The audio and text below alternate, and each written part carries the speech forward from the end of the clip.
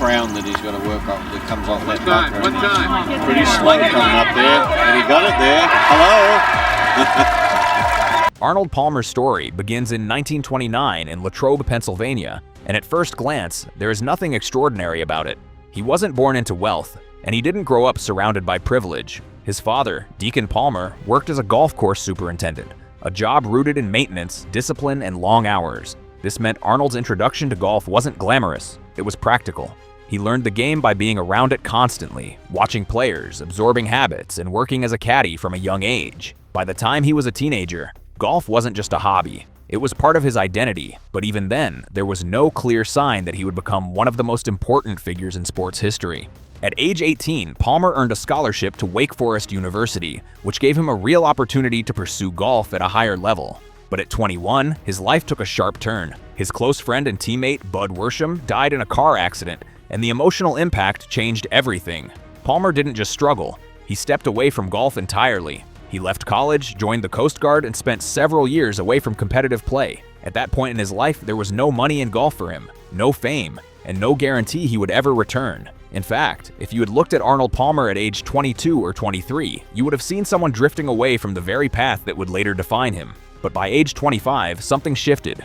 Palmer returned to competitive golf with a renewed sense of purpose. In 1954, he won the U.S. Amateur Championship, and that victory became the foundation of everything that followed. It wasn't just a win, it was proof that he still had what it took. Soon after, he turned professional, and this is where the financial reality becomes important. In the mid-1950s, professional golf was not a lucrative career. Players often traveled on tight budgets, and prize money was relatively small. Early in his professional career, Palmer was earning only a few $1,000s a year from tournaments. There were no guaranteed contracts, no massive sponsorship deals, and no safety net. By age 28, Palmer had secured his first PGA Tour victory, and by 29, in 1958, he won his first Masters tournament. The prize money was just over $11,000. Adjusted for inflation, that might seem decent, but it was nowhere near life-changing wealth. What mattered more was exposure, because Palmer's style of play, aggressive, emotional, and fearless, made him different. He didn't just aim to win safely, he took risks, attacked courses, and created moments that people remembered, and those moments began attracting attention. By age 31 in 1960, Arnold Palmer had become the most exciting player in golf. That year, he won both the Masters and the US Open, and nearly completed the Grand Slam. But something even bigger was happening at the same time. Television was rapidly expanding across the United States, and Palmer's style translated perfectly to the screen. He wasn't just a golfer, he was entertainment. Fans began following him in massive numbers, creating what became known as Arnie's Army. This was one of the earliest examples of a fan base forming around an individual athlete rather than just a sport. And this is where the financial transformation begins. By his early 30s, Palmer started earning money not just from winning tournaments, but from being watched. Companies began approaching him for endorsements, recognizing that his influence extended far beyond the golf course. While his tournament winnings continued to grow, they quickly became secondary to his off-course earnings. This was revolutionary. Before Palmer, athletes made their money primarily through competition.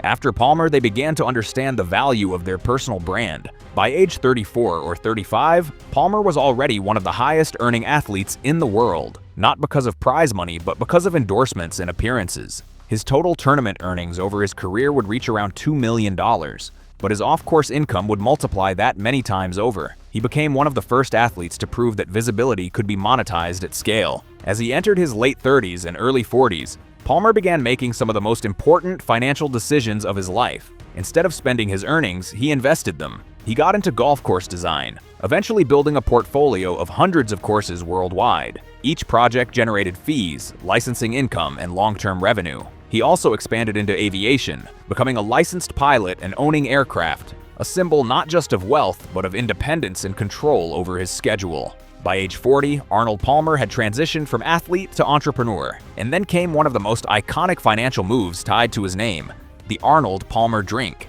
What started as a personal drink, half iced tea, half lemonade, became a cultural phenomenon. Over time, it was commercialized and sold globally, generating massive revenue. This wasn't just a product, it was branding at its highest level. Palmer had turned something simple into a lasting income stream. By age 45 and into his 50s, Palmer's competitive career was slowing down, but his financial growth was accelerating. His income streams were now diversified across multiple areas: course design, endorsements, licensing, business investments, and partnerships. This meant that even as his tournament wins declined, his earnings continued to rise. In fact, during this period, Palmer was earning significantly more than he ever had as a player. By age 55, Palmer had firmly established himself as one of the wealthiest athletes of his time. And unlike many others, his wealth was not dependent on continued performance. It was built on systems, businesses that generated income regardless of whether he was competing.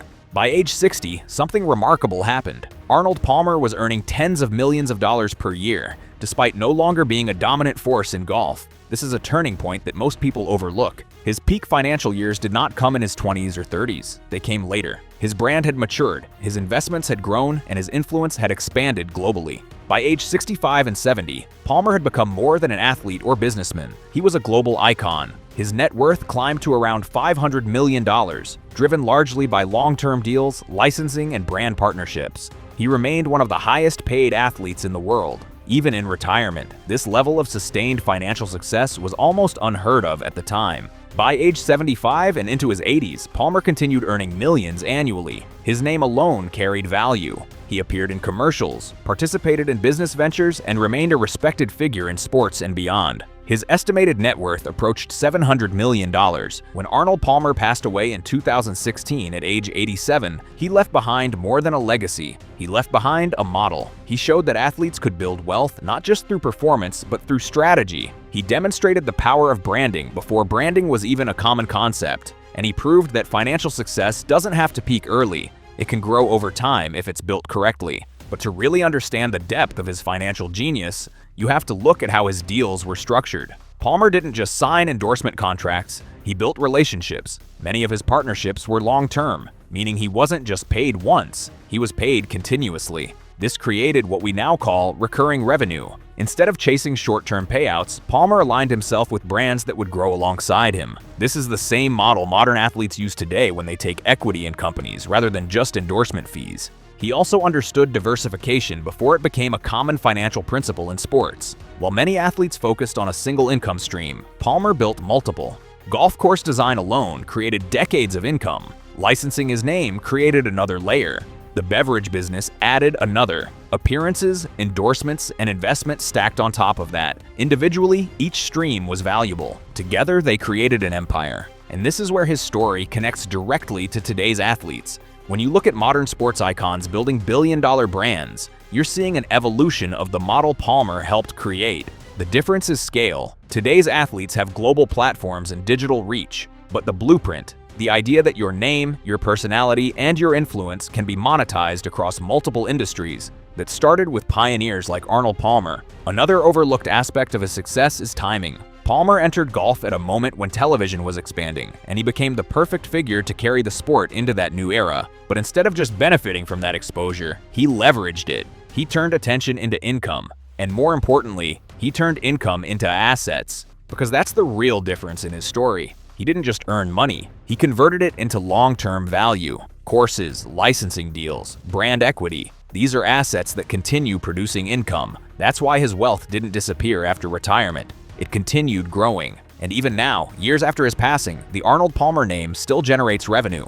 His drink is still sold. His courses are still played. His legacy is still monetized. That's not accidental. That's design. And when you step back and look at the full picture, it becomes clear that Arnold Palmer's greatest achievement wasn't just winning tournaments. It was redefining what success could look like for an athlete. From a small-town kid in Pennsylvania, to a global icon worth hundreds of millions, to a blueprint for modern sports business. Arnold Palmer didn't just play the game. He built a system that kept winning, and that system is still working today.